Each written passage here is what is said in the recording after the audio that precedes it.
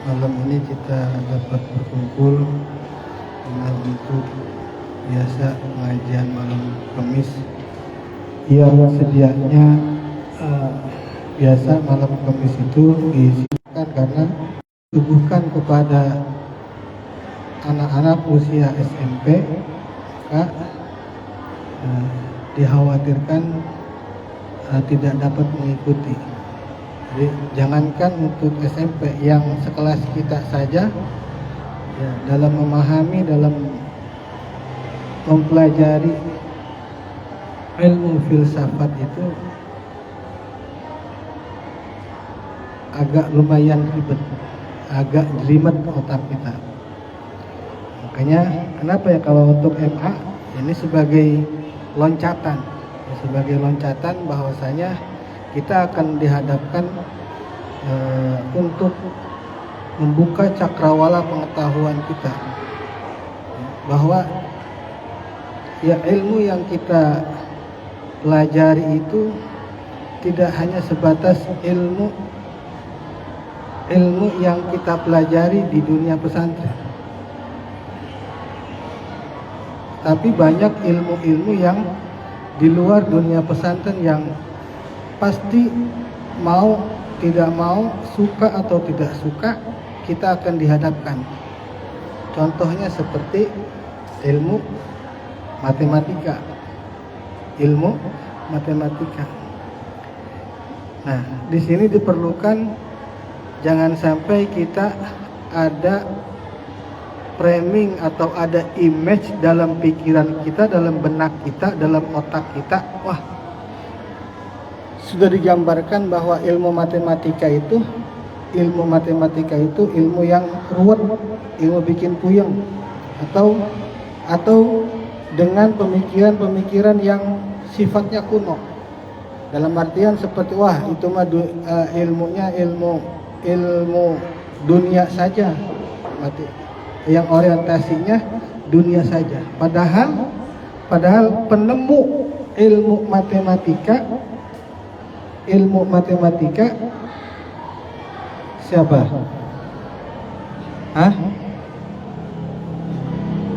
Yang namanya dicantumkan Al-Imam Khawarizmi. Al-Imam Khawarizm itu nama lain atau nama asli daripada algoritma, ya kan? Yes, algoritma itu sudah berkaitan dengan kita. Karena apa? Karena sekarang kita nggak megang HP, ya kan? Sekarang kita nggak megang HP. Tapi kalau kita lagi liburan, lagi di rumah, lagi pulang ke rumah, pasti megang HP. Nah, pegang HP-nya kita itu berkaitan dengan ilmu yang pernah dilahirkan oleh seorang pemikir cendekiawan Islam yang bernama Imam Khawarizmi. Gitu. Belum lagi Al-Jabbar. Bahkan termasuk penemu angka 0, ya, angka 0 itu termasuk penemu angka 0 itu ya orang yang beragama Islam, ulama Islam gitu. Jadi jangan sampai pemikiran kita wah mau pelajari ilmu matematika mah itu mah ilmu duniawi. Tidak. Bahkan pemikir seorang ulama Imam Al-Amudi, ya, Imam Al-Amudi dalam satu hikayat dikatakan bahwasanya ketika dia dihadapkan, ketika sudah wafat, kemudian di alam kuburnya itu ketika ditanya oleh malaikat Munkar dan Nakir, beliau menjawabnya dengan logika matematika.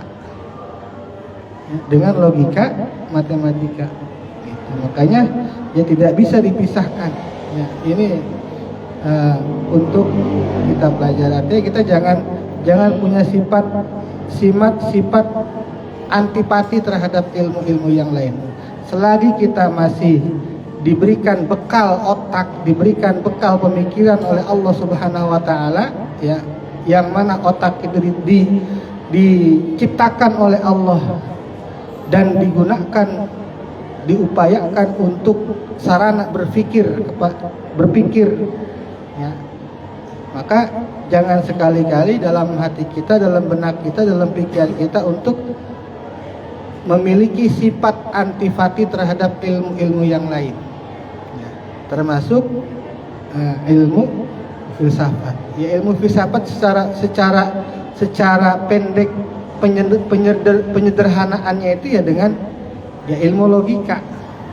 Ilmu logika dalam berijtihad pun kan kita ya, ilmu akal, ya kan, dalam berijtihad pun, dalam beristinbat hukum saja dalam agama, dalam syariat aja kan ada kita menggunakan metode akal, metode rasio, metode pikiran, ya kan, sumber hukum dalam syariat agama Islam apa? Yang pertama, Al-Quran kan.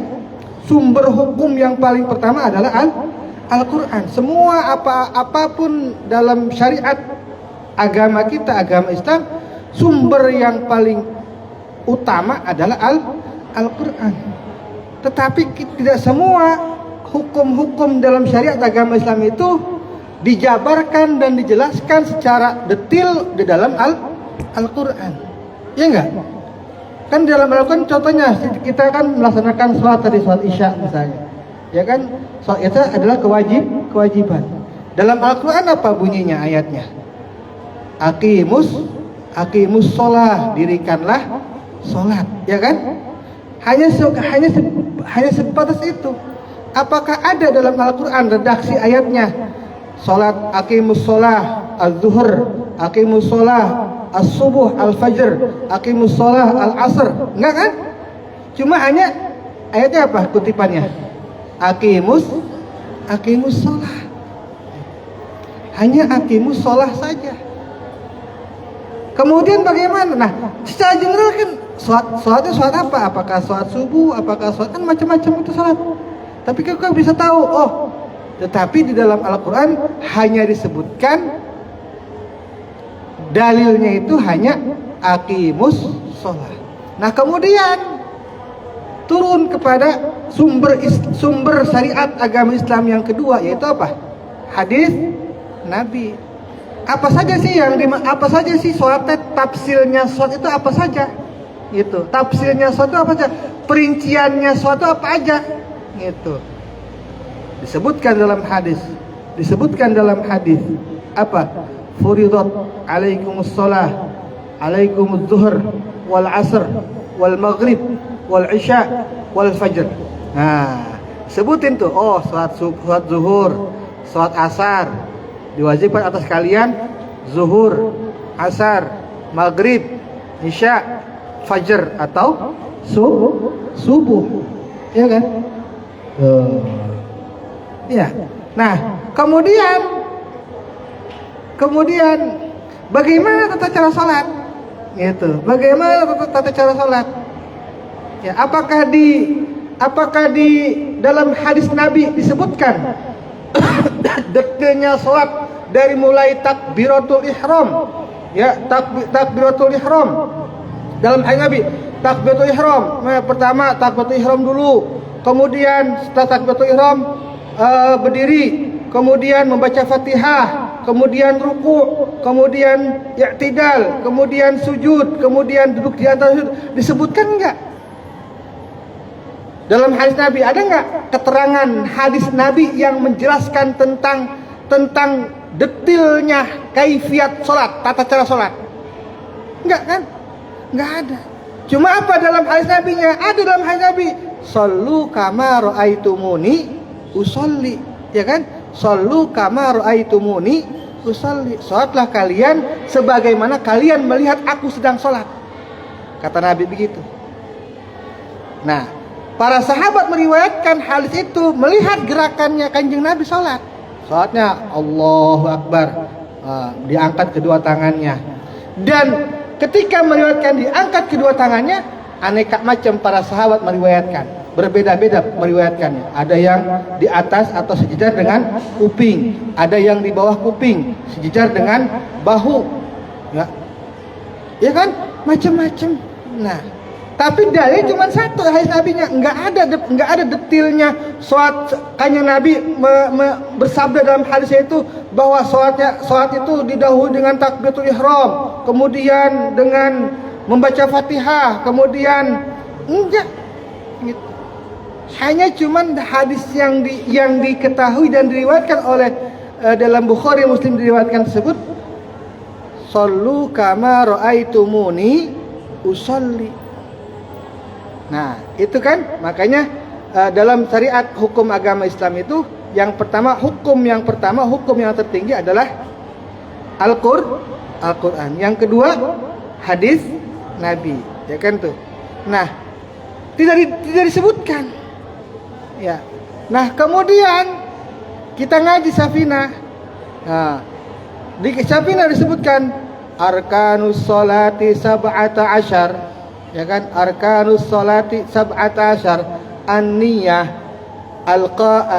al-qiyamu 'alal qadiri fil fardi, takbiratul ihram, terus semuanya. Ya, semuanya disebutkan. Satu niat, yang kedua berdiri jika mampu dalam melaksanakan sholat fardu, kemudian yang ketiga takbiratul ihram, membaca takbir, mengucapkan takbir, yang kelima membaca Fatihah. Nah, yang kita pelajari dalam kitab Safinah, dalam kitab Takrib, dalam kitab-kitab yang lain yang khusus dalam bidang fikih, itu berdasarkan akal. Ya, berdasarkan akal. Akal yang bagaimana? Akal yang sifatnya ijma'i, kolektif, dikumpulkan. Ya, semuanya sepakat ulama bahwa yang termasuk rukun daripada sholat itu niat, berdiri, membaca Fatihah, ruku, i'tidal, sujud, duduk di antara dua sujud. Nah, seperti itu. Itu dikemas oleh siapa? Oleh para ulama. Nah, ulama menyepakati hal itu. Disebutnya dengan apa? Kesepakatan kolektif, disebut dengan ijma'. Apa namanya? Ijma'. Gitu. Ya, ijma' dari mana itu bisanya para ulama itu merumuskan, memformulasikan bahwa rukun sholat dari mulai niat sampai salam teh bisa memformulasikan itu dari mana? Dari pikiran para ulama. Nah, para ulama A, ulama B, ulama C dan seterusnya sepakat bahwa niat termasuk rukun, kemudian takbiratul ihram termasuk rukun, membaca Fatihah termasuk rukun. Nah, kesemuanya itu kemudian sepakat ulama, itu namanya ijma'. Makanya istinbat hukum dalam agama Islam itu yang pertama adalah sumbernya adalah apa? Al-Qur'an. Yang kedua apa? Hadis. Yang ketiga ijma'. Ijma' itu kesepakatan ulama gitu. Nah, yang ketiga kan dari apa? Ulama bisa merumuskan rukun sholat 17 atau rukun sholat 13. Ya. Ya kan? Itu dari pemikiran ulama. Ya, sumber pemikiran apa? Akal. Gitu. Ya. Kemudian apa lagi? Kemudian ada analogi. Enggak ada dalam ijma itu enggak ada misalnya. Sepakatan ulama enggak ada. Ini hanya analogi diumpamakan. Itu ditimbang. Ya, ditimbang. Seperti halnya ditimbang. Dalam Al-Qur'an apa? Wala taqul lahuma uffin wala tanharhuma wa qul lahuma qawlan karima. Wala taqul lahuma, wahai, janganlah kamu mengucapkan kepada kedua orang tuamu apa? Kata-kata kata-kata ya. Ya enggak? Kan itu. Diperintah Al-Quran seperti itu. Jangan kita sekali-kali mengucapkan kata-kata gomah, gitu. Wala tanharhuma, dan jangan membentak. Jangan membentak. Nah, kalau seandainya kita nabok orang tua, boleh nggak? Hah? Mana dalilnya? Nggak boleh itu mana dalilnya? Ada nggak di Al-Quran? Hah? Wala tadrib wajhaka, wala tadriba wajhaka. Ada nggak di Quran? Jangan kau pukul wajah orang tuanya. Jangan kau tabok orang tua, wajah orang tua. Ada nggak di Quran begitu? Nggak ada. Yang adanya apa? Jangan ngomong kasar, ngomong dan jangan membentak. Nabok ada nggak? Hah? Nabok ada nggak? Berarti boleh dong. Hah? Boleh nggak? Nabok orang tua, boleh nggak? Hah? Nggak boleh. Nggak bolehnya ada dalilnya nggak? Ayo coba berpikir. Ada dalilnya nggak? Ada dalilnya nggak nabok di dalam Al-Quran atau di hadis? Coba, ada nggak? Nggak ada. Tapi apa yang diperlukan di sini? Diperlukan di sini apa? Membandingkan atau menimbang dalam Al-Quran yang nggak boleh itu, yang nggak boleh dalam Al-Quran berkata membentak, berkata tuh berkata kasar lah, berkata kasar dan membentak, ya kan? Nah, ditimbang berkata-kata kasar aja kagak boleh, ya membentak aja enggak boleh, apalagi nabok, apalagi nampar, apalagi mukul. Nah, itu namanya membandingkan, disebut dengan istilahnya apa? Kias. Apa? Kias itu artinya membandingkan, menimbang gitu. Dalam bahasa inteleknya itu apa? Menganalogi. Ya. Menganalogikan hukum. Nah, iya. Iya kan? Iya, kata-kata kasar aja nggak boleh, membentak aja nggak boleh, apalagi menampar, apalagi memukul, ya, apalagi nabok. Nah, itu namanya apa? Kias, mengkiaskan. Emang di Quran nggak ada kalimat menabok, jangan menampar, nggak ada. Di hadis nggak ada, jangan menabok, nggak ada di hadis Nabi. Gitu. Tetapi apa? Digunakan akal kita, yaitu apa? Bagaimana menimbang satu dalil yang ada dalam Al-Quran dengan kondisi keadaan. Seperti tadi masalahnya. Itu namanya apa? Qiyas aulawi gitu. Ya, nimbang berkata-kata kasar aja nggak boleh, apalagi menampar, apalagi memukul. Gitu. Contoh lagi, seperti lagi.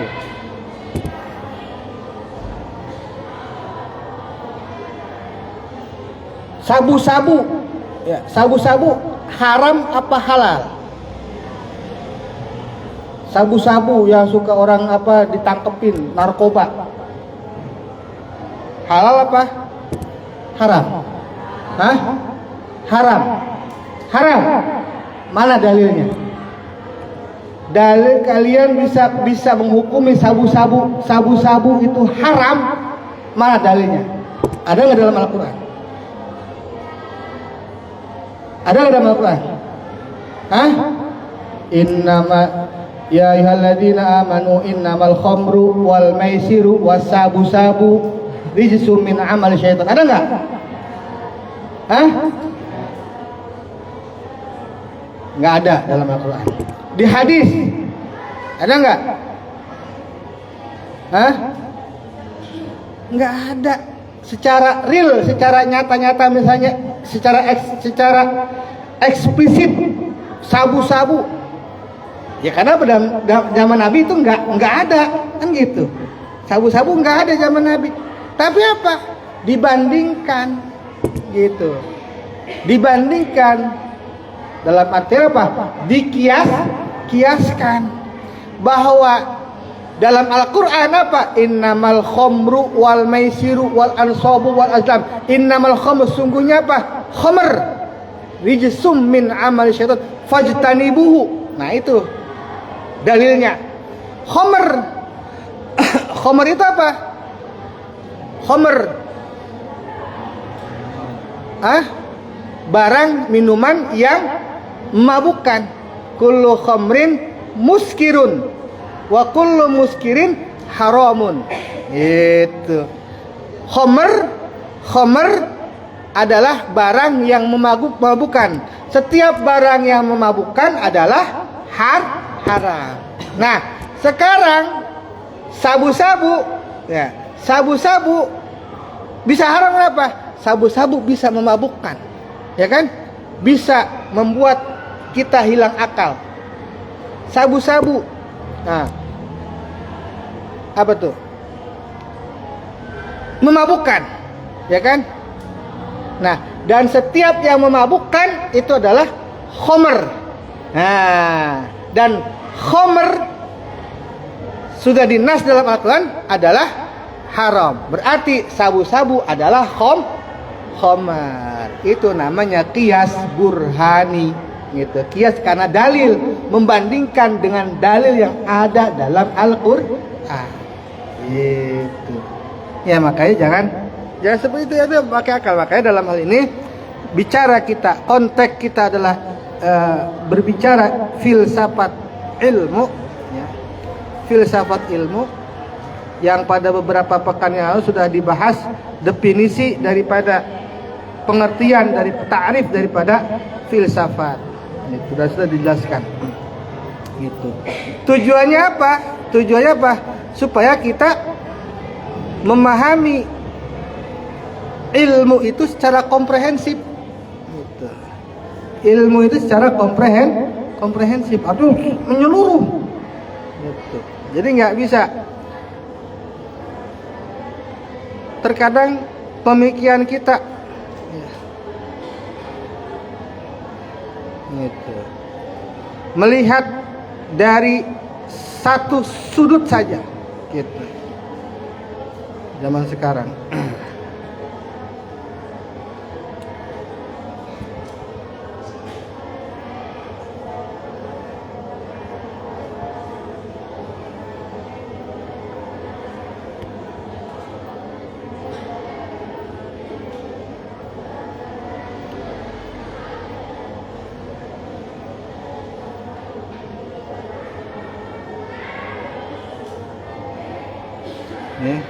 Nah, pada kesempatan ini mungkin hanya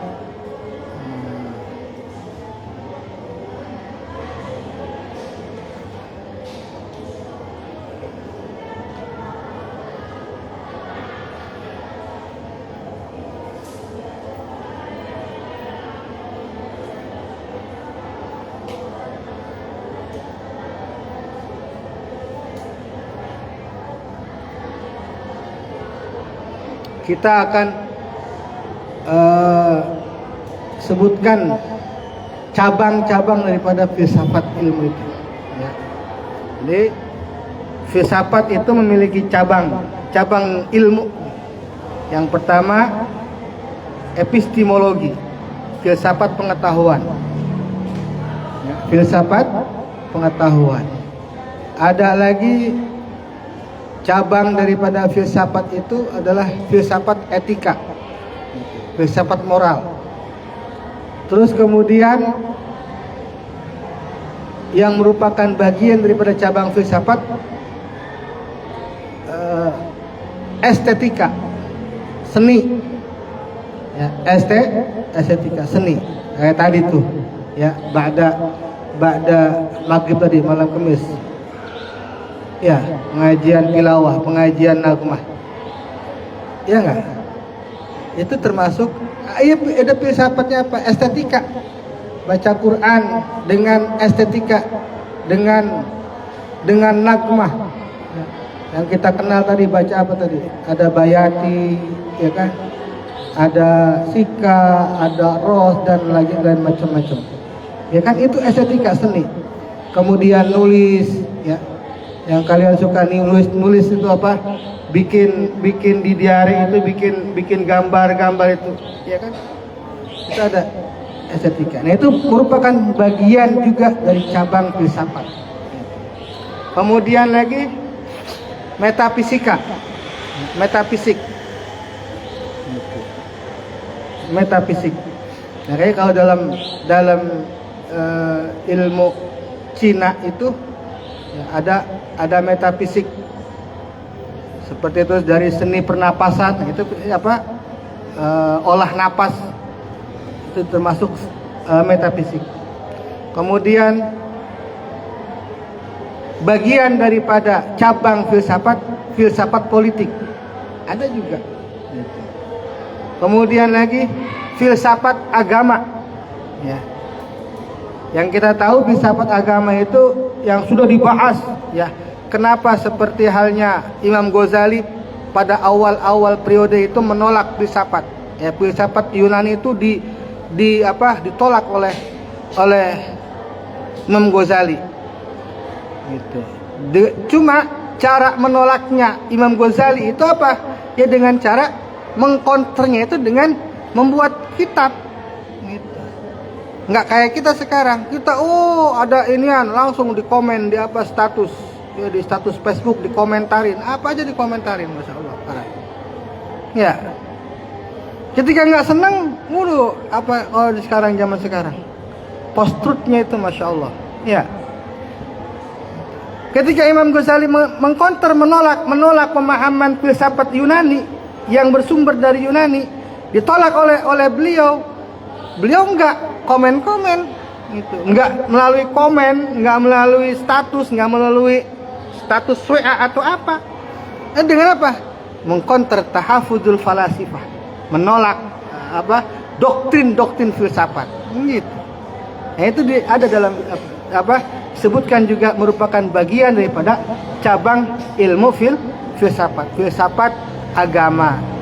Kemudian lagi filsafat ilmu, filsafat pendidikan, ya, filsafat hukum, filsafat sejarah, dan filsafat matematika.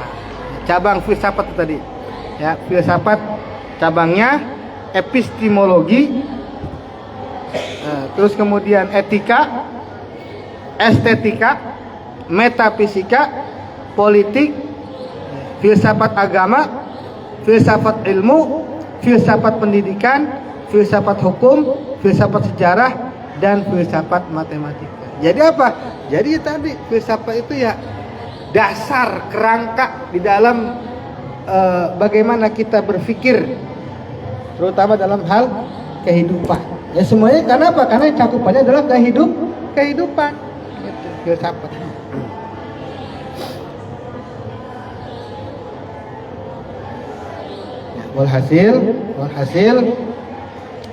Walhasil yang pertama, kita jangan antipati terhadap ilmu pengetahuan. Apapun yang kita pelajari, apapun selagi kita diberikan otak, diberikan kemampuan untuk berpikir. Karena apa? Dalam Al-Quran kan disebutkan ulul albab, ya kan?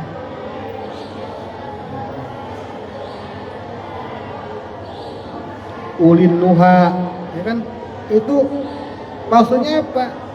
Ya maksudnya kita sudah diberikan oleh Allah berupa otak. Bahasa dalam Al-Quran, afala tatafakkarun, afala tafqahun, afala tatadabbarun. Nah, jadi domainnya berpikir, domainnya kita mempelajari kehidupan, yaitu dimulai dengan filsafat. Apa sih filsafat? Filsafat itu kerangka berpikir kita, Itu ya. Jadi natijah atau khulasah pertemuan kita pada malam ini, yang pertama, jangan sekali-kali kita antipati terhadap ilmu pendidikan. Ya, ilmu pendidikan. Jadi filsafat dalam bagaimana dalam agama tadi sudah dijelaskan. Ya kan? Bahkan termasuk orang-orang tua dulu itu banyak ya falsafahnya, filsafatnya. Bala bahasa dulu katanya kalau jangan jangan duduk di tengah atau di tengah-tengah pintu. Nanti apa tuh? Kalau bahasa kita apa? Pemali.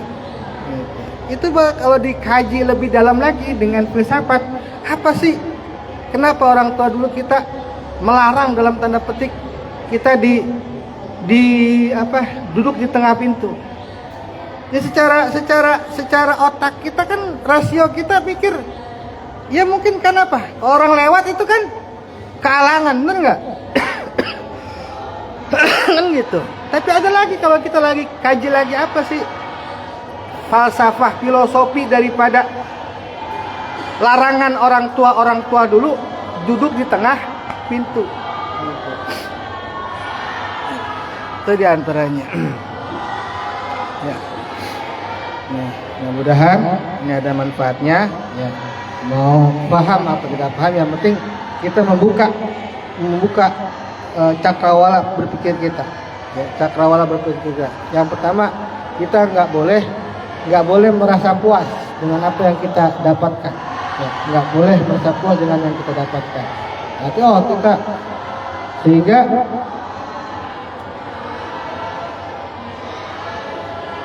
kita hanya memahami atau berkutat dalam ilmu itu saja. Harus lebih luas berpikir kita. Artinya jangan, itu mah ilmu nggak berguna, itu mah bukan ilmu akhirat, itu mah nggak dapat pahala. Buktinya tadi Imam Al-Amudi, seorang matematikawan, ulama matematikawan, bisa menjawab pertanyaan munkar dan nakir dengan ilmu matematika. Wallahu a'lam bishawab. Al-Fatihah. A'udzu billahi minasyaitonir rajim. Bismillahirrahmanirrahim. Alhamdulillahirabbil alamin.